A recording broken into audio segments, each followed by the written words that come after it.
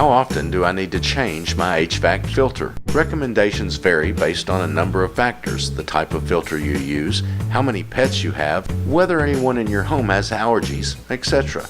If you use disposable fiberglass panel or electrostatic panel filters, you should change them anywhere from once a month to once every 3 months.